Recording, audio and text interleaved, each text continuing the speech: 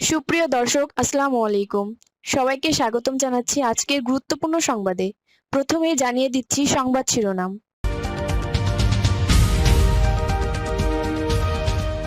প্রধান উপদেষ্টা অধ্যাপক মোহাম্মদ ইউনূসের সঙ্গে ১.৫ ঘণ্টা বৈঠক।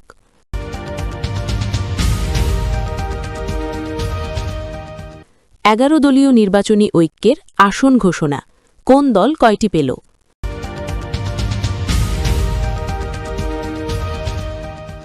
ইসলামী আন্দোলন সমঝোতায় আছে কিনা, যা বললেন জামায়াত আমির।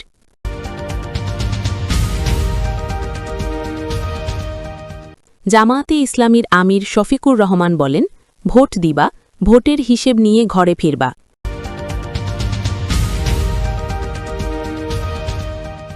এবার শুনবেন বিস্তারিত।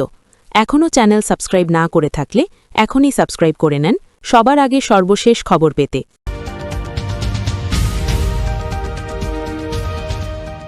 বৃহস্পতিবার ১৫ জানুয়ারি সন্ধ্যা ৭:৩০টার দিকে তারেক রহমান ও পরিবারের সদস্যদের বহনকারী গাড়ি প্রধান উপদেষ্টার বাসভবনে যমুনায় পৌঁছায়। ১.৫ ঘণ্টা বৈঠক শেষে ৯:১০ দিকে তিনি যমুনা থেকে বাসভবনের উদ্দেশ্যে রওনা হন। তারেক রহমানের সঙ্গে তার স্ত্রী ডাক্তার জুবায়দা রহমান, কন্যা ব্যারিস্টার জাইমা রহমান ছিলেন। এর আগে সন্ধ্যা ৬:৪২ গুলশানে বিএনপি চেয়ারম্যানের কার্যালয় থেকে বের হয়ে বাসভবনে যান তারেক রহমান। বাসভবনে ৬:৪৭ প্রবেশ করে ৬:৫২ সেখান থেকে বেরিয়ে যমুনার উদ্দেশ্যে রওনা হন। বিএনপি চেয়ারম্যান হিসেবে আজই প্রথম তারেক রহমান অন্তর্বর্তী সরকারের প্রধান উপদেষ্টা অধ্যাপক মোহাম্মদ ইউনূসের সঙ্গে বৈঠক করেছেন। এর আগে গত বছরের জুন মাসে লন্ডনে ইউনূস তারেক বৈঠক হয়েছিল, যে বৈঠকেই আগামী ফেব্রুয়ারির দ্বিতীয়ার্ধে নির্বাচনের বিষয়ে আলোচনা করেছিলেন তারা।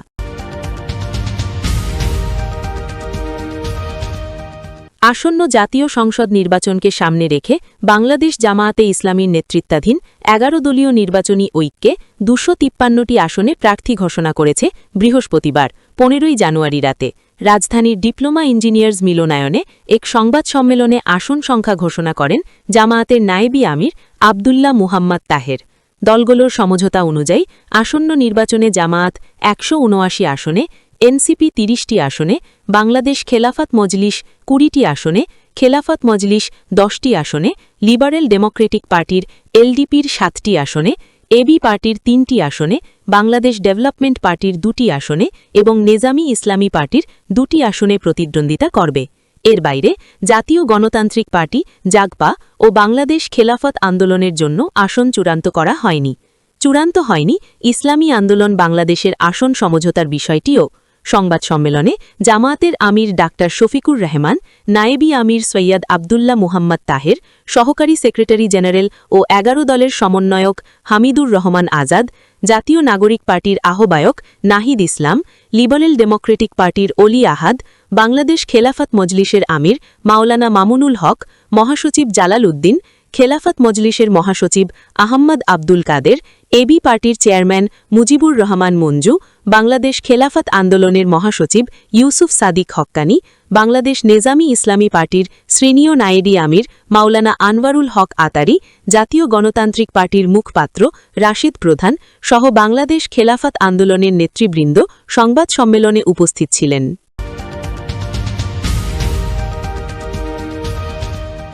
ইসলামী আন্দোলন বাংলাদেশের প্রতিনিধি ছাড়াই সংবাদ সম্মেলন করেছে ১১ দলীয় নির্বাচনী ঐক্য। সংবাদ সম্মেলনে দলভিত্তিক আসন সংখ্যা ঘোষণা করা হয়েছে। বৃহস্পতিবার রাত ৮:৩০টার পর রাজধানীর ডিপ্লোমা ইঞ্জিনিয়ার্স মিলনায়নে এ সংবাদ সম্মেলন শুরু হয়। আনুষ্ঠানিক বক্তব্যের পর জামায়াত আমিরের কাছে সংবাদ সম্মেলনে ইসলামী আন্দোলন বাংলাদেশ অংশ না নেওয়ার বিষয় জানতে চাওয়া হয়। এ সময় ডাক্তার শফিকুর রহমান বলেন, তারা নিজেদের মধ্যে বোঝাপড়া করছেন, আমরা আশা করি তারা আমাদের সঙ্গেই থাকবেন। ১০ দলের পক্ষ থেকে দলভিত্তিক আসন সংখ্যা ঘোষণা করেন বাংলাদেশ জামায়াতে ইসলামীর নায়েবি আমির ডাক্তার সৈয়দ আবদুল্লাহ মুহাম্মদ তাহের। সমঝোতা অনুযায়ী জামায়াত ১৭৯ আসনে প্রার্থী দেবে। এছাড়া এনসিপি ৩০টি, বাংলাদেশ খেলাফত মজলিস ২০টি, খেলাফত মজলিস ১০টি, এবি পার্টি ৩টি, এলডিপি ৭টি, বিডিপি ২টি এবং নেজামি ইসলামী পার্টির ২টি আসনে লড়বে। সংবাদ সম্মেলনে জামায়াত আমির ডাক্তার শফিকুর রহমান বলেন, আপনাকে যেখানে দেওয়া হয়েছে তারা ১১ দলের এবং দেশবাসীর ক্যান্ডিডেট। এ সময় উপস্থিত ছিলেন জামায়াতে ইসলামীর সহকারী সেক্রেটারি জেনারেল হামিদুর রহমান আজাদ, এহসানুল মাহবুব জুবায়ের, এলডিপি সভাপতি কর্নেল অবসর অলি আহাদ, এনসিপির আহ্বায়ক নাহিদ ইসলাম, বাংলাদেশ খেলাফত মজলিসের আমির মাওলানা মামুনুল হক, বিডিপির চেয়ারম্যান আনোয়ারুল ইসলাম চাঁদ, এবি পার্টির চেয়ারম্যান মুজিবুর রহমান মঞ্জু, খেলাফত মজলিসের মহাসচিব আহম্মদ আব্দুল কাদের, জাগবার মুখপাত্র রাশেদ প্রধান, নিজামী ইসলামী পার্টির আনোয়ারুল হক প্রমুখ সংবাদ সম্মেলনে উপস্থিত ছিলেন।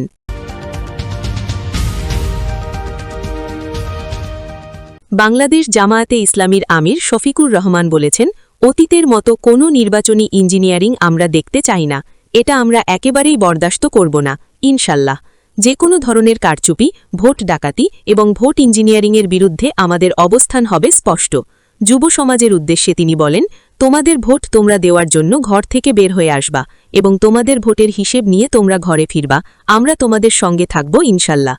গতকাল বৃহস্পতিবার রাতে রাজধানীর কাকরাইলের ইনস্টিটিউশন অফ ডিপ্লোমা ইঞ্জিনিয়ার্স বাংলাদেশের মুক্তিযুদ্ধ স্মৃতি মিলনায়নে এক সংবাদ সম্মেলনে জামায়াতের আমির এসব কথা বলেন।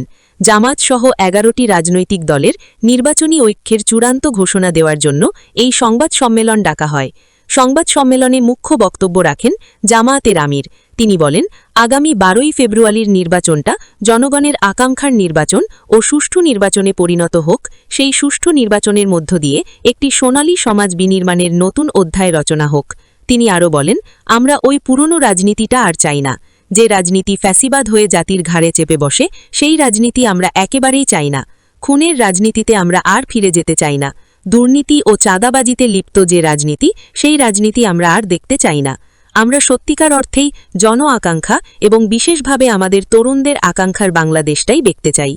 জনগণের সমর্থন চেয়ে জামাত আমির বলেন, আপনারা যে পরিবর্তন চান, সেই পরিবর্তন করার দায়িত্ব নিয়ে আমরা ময়দানে নেমেছি। আমরা আশা করব আপনারা সবকিছু দিয়ে আমাদের পাশে থাকবেন, ভালোবাসবেন এবং জনগণের বিজয় নিশ্চিত করবেন।